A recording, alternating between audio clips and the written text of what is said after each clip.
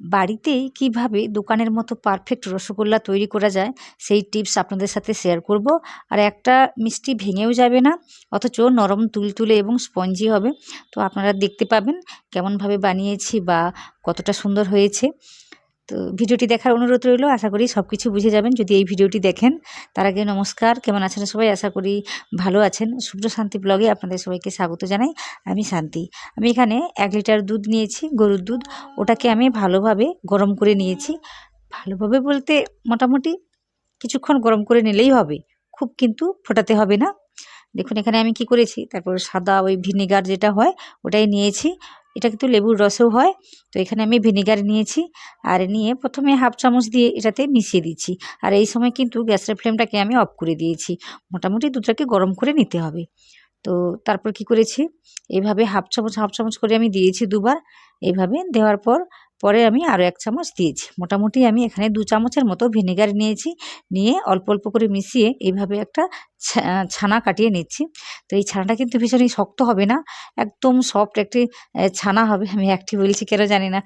তো এখানে এই ছানাটি হবে একদমই সফট। তো আপনারা দেখতে পাবেন কেমনভাবে এই ছানাটি তৈরি হবে। এই ছানাটি যদি ভালোভাবে হয় তাহলে কিন্তু মিষ্টিটা খুবই ভালো হবে।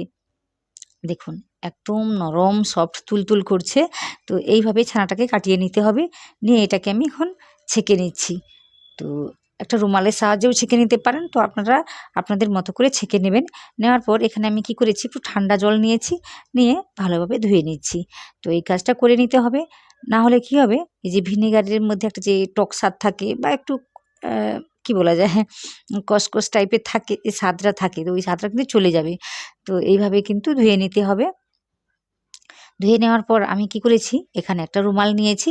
তো আপনারা একটা সুতির মোটামুটি কাপড় নেবেন, ওতে এই ছানাটাকে দিয়ে এইভাবে জলটাকে ঝরিয়ে নেবেন। আর এখানে আমি 1 ঘন্টা 2 ঘন্টা ধরে রেখে দেবো না, আমি সঙ্গে সঙ্গেই বানাবো, বানিয়ে আপনাদের দেখাবো। তো এখানে মোটামুটি জলটাকে আমি ঝরিয়ে নিচ্ছি। তো এইভাবে চাপ দিলেই কিন্তু অনেকটা জল ঝরে যাবে। তো এটাকে আমি এভাবে জলটাকে ঝরিয়ে নিয়ে কিছুক্ষণের জন্য রেখে দেবো, মোটামুটি 5 মিনিটের জন্যই আমি রেখে দেবো। তো এটাকে রেখে দিলেই ভালো, তাহলে ভালোভাবে জলটা ঝরে যাবে। তো একদম শুকনো করে নেওয়া যাবে না। তো মোটামুটি আপনাদের আমি 5 মিনিট পরেই দেখাচ্ছি। দেখুন এইভাবে মোটামুটি দেখুন জল কিন্তু নেই, কিন্তু ভেজা ভাব রয়েছে। তো এইভাবে কিন্তু সফট হতে হবে, একদম শুকনো হবে না বা একদম ভেজাও হবে না। তো এইভাবে ছানাটাকে নিতে হবে। নেওয়ার পর আমি এখানে কি করেছি, মাত্র 1 চামচের মতো বা তারও কম একটু ময়দা নিয়েছি। তো এটা বাইন্ডিংয়ের জন্য আমি নিয়েছি, এটা না নিলেও কিন্তু হবে। তো এটা দিলে সুন্দর একটা শেপ দেওয়া যাবে। তো এই কারণে নেওয়া, আর কিছুই না। আমি শুধু এই ময়দাটা দিয়ে ভালোভাবে মেখে নিচ্ছি। আর এই কাজটা কিন্তু একটু সময় নিয়ে করতে হবে। আর এইভাবে আমি যেভাবে মেখে নিচ্ছি এইভাবে কিন্তু মেখে নিতে হবে।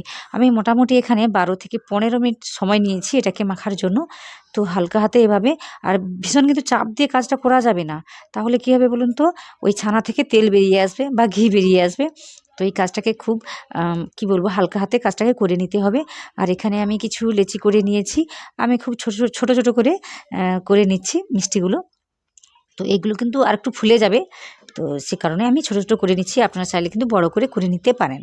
দেখুন এইভাবে সমস্ত লিচি আমি কেটে নিচ্ছি, আপনাদের তারপরে দেখাচ্ছি। আর আজকের যদি এই রেসিপিটি আপনারা দেখেন, আশা করি আপনারা কেউই ফেল হবেন না। যখনই বানাবেন পারফেক্ট রসগোল্লাই বানাবেন। আমি অনেকবার বানিয়েছি, অনেক ভুলভাবে বানিয়েছি। অনেক সময় দেখা গিয়েছে যে এই মিষ্টিগুলো ফেটে গেছে বা ফুলেনি ঠিকঠাক, বা কি বলবো, অনেক রকম সমস্যা কিন্তু আমার হয়েছে। তো ওইরকম সমস্যা হয়ে থাকলে আপনাদের মধ্যে, তো এই রেসিপিটি দেখতে পারেন। দেখে নিলে আপনাদের কোনো রকম অসুবিধা আর হবে না। তো দেখুন এখানে আমি 2 কাপের মতো চিনি নিয়েছিলাম, আর 5 কাপের মতো জল নিচ্ছি। হাফের একটু বেশি জল নিতে হবে, কারণ আমি অনেকগুলো মিষ্টি বানিয়েছি সে কারণে। না হলে মোটামুটি কি বলবো, যতটা চিনি নেবেন তার ডবল জল দিতে পারেন। তো এখানে মোটামুটি আমি ওই যে বলেছি 2 কাপ চিনি, 5 কাপ জল নিয়েছি। নেওয়ার পর আমি কি করেছি, এখানে এই আগের থেকে একটা কাজ করে রেখে দিচ্ছি। এখন একটু জলের মধ্যে 1 চামচ ময়দা নিয়ে মিশিয়ে রেখে দিচ্ছি। এটা আমার পরে লাগবে, আর কখন লাগবে আপনাদের দেখাচ্ছি। আর দেখুন চিনির জলটা এখন ফুটে উঠেছে ভালোভাবে। তো ওই সময়ই আমি কি করেছি, মিষ্টিগুলো ছেড়ে দিচ্ছি। দেওয়ার সঙ্গে সঙ্গেই কিন্তু মিষ্টিগুলো ফুলে উঠছে। তো দেখুন এইভাবে জলটা কিন্তু ভালোভাবে ফুটতে হবে, তাহলে কিন্তু মিষ্টিগুলো সুন্দরভাবে ফুলে উঠবে। আর এইভাবে দেওয়ার পর কিন্তু আমি 8-9 মিনিট একদম হাই ফ্লেমে এটাকে ফোটাবো। আর কি করেছি, যে ময়দার মিশ্রণটা রেখেছিলাম জলের সঙ্গে, তো ওটা এখনই দিয়ে দিচ্ছি, কারণ তাহলে মিষ্টিগুলো উপর থেকেও ভালোভাবে সেদ্ধ হবে, কারণ এই ময়দার মিশ্রণটা দিলে জলের ঝাঁকটা বেড়ে যায়। তো সে কারণে আমি কি করেছি, একটা ঢাকনা দিয়ে ঢেকে দিয়েছি। ওটা দেওয়ার পর আমি আরও 8 মিনিটের জন্য ওটাকে ফুটিয়ে নিয়েছিলাম, দেখুন এইভাবে। আর মিষ্টিগুলো সাইজে অনেকটা বড় হয়ে গিয়েছে। তো এতটা বড় থাকবে না, কিছুক্ষণ পরে একটু কমে যাবে, এটা ঠান্ডা হয়ে গেলে কিন্তু অতটা ফোলা থাকে না। তো এইভাবে কিন্তু সুন্দরভাবে দেখুন মিষ্টিটা একদম কাছ থেকে আপনাদের দেখাচ্ছি। আর এইভাবে আরও আমি 5 মিনিটের জন্য ফুটিয়ে নিয়েছি। দেখুন মিষ্টিগুলো দেখতে দারুণ হয়েছে, আশা করি আপনাদের ভালো লাগছে। যদি ভালো লাগে ভিডিওতে একটা লাইক দেবেন, আর আমার চ্যানেলটিকে অবশ্যই সাবস্ক্রাইব করবেন, আর নিচে কমেন্ট করে জানাবেন কেমন হয়েছে। আর দেখুন এখানে জলটা কিন্তু ঘোলা লাগছে, কেন বলুন তো, আমি ময়দার মিশ্রণটি দিয়েছি সে কারণে, আর কিছুই না। দেখুন একটা মিষ্টি কিন্তু ভেঙে যায়নি। আর এখানে মিষ্টিটা কতটা সুন্দর হয়েছে আপনারা দেখুন, আমি একটু ঠান্ডা জলের মধ্যে ওই মিষ্টিটা দিয়েছিলাম, আর দেখুন মিষ্টিটা ডুবে আছে। ডুবে আছে মানেই কিন্তু মিষ্টিটা একদমই সুন্দরভাবে সেদ্ধ হয়েছে।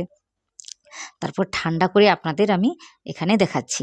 আমি আলাদা করে রস তৈরি করিনি, ওই রসটাকে ছেঁকে নিয়ে আপনাদের দেখাচ্ছি।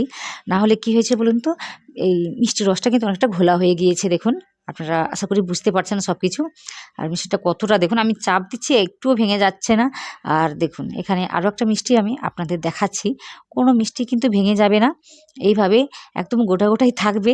আর কতটা স্পঞ্জি হয়েছে আপনারা দেখুন, আমি ছোট ছোট করে বানিয়েছি, এত সুন্দর হয়েছে আপনাদের আমি কি বলবো, একদম দোকানের মতো হয়েছে। আমি তো অবাক হয়ে গিয়েছি কি করে এতটা সুন্দর হয়ে গেল। দেখুন ভীষণই স্পঞ্জি হয়েছে, আর জালিদার হয়েছে ভিতরটা দেখুন, আর নরম তুলতুলে হয়েছে, খেতে ভীষণই ভালো হয়, দোকানের থেকেও অনেক স্বাদে ভালো হয়। তো বাড়িতে বানিয়ে একবার খাবেন এইভাবে, আর কোনো রকমভাবে আপনি কিন্তু ফেল হবেন না। কয়েকটা জিনিস মাথায় রাখলেই কিন্তু খুব সুন্দরভাবে আপনারাও তৈরি করে নিতে পারবেন। তো যখন ছানাটা কাটাবেন তখন কিন্তু ওই নরম তুলতুলে যেন ছানা হয় ওই দিকে একটু খেয়াল রাখবেন, খেয়াল করবেন। আর সবসময় গ্যাসের ফ্লেমটাকে ওই দুধটা যখন ফোটাবেন অফ করে তারপরে ছানাটাকে কাটাবেন। তো অনেক কথার ভুল থাকে আমার ভিডিওর মধ্যে, তো এইগুলো ইগনোর করে দেবেন ওগুলো আর মাথায় ঢোকাবেন না। তো এই ভিডিওটি যদি ভালো লাগে, আমি খুব সহজ করে দেখিয়েছি, আশা করি আপনাদের ভালো লাগবে। তো সেই জন্যই বলছি যদি ভালো লাগে আমার ভিডিওতে অবশ্যই একটা লাইক দেবেন, আমার চ্যানেলটিকে অবশ্যই সাবস্ক্রাইব করবেন। আপনারা যারা নতুন এখন দেখছেন আমার ভিডিওটি, তো এই সময় কিন্তু ভিডিওতে একটা লাইক তো দেবেনই, সাথে আমার চ্যানেলটিকে কিন্তু সাবস্ক্রাইব করবেন, আর পাশে থাকা যে বেল আইকনটা থাকে ওটাতে কিন্তু প্রেস করতে ভুলবেন না। আর আপনারা যারা আমার পুরো ভিডিওটি দেখে ফেলেছেন আপনাদের অনেক অনেক অনেক ধন্যবাদ।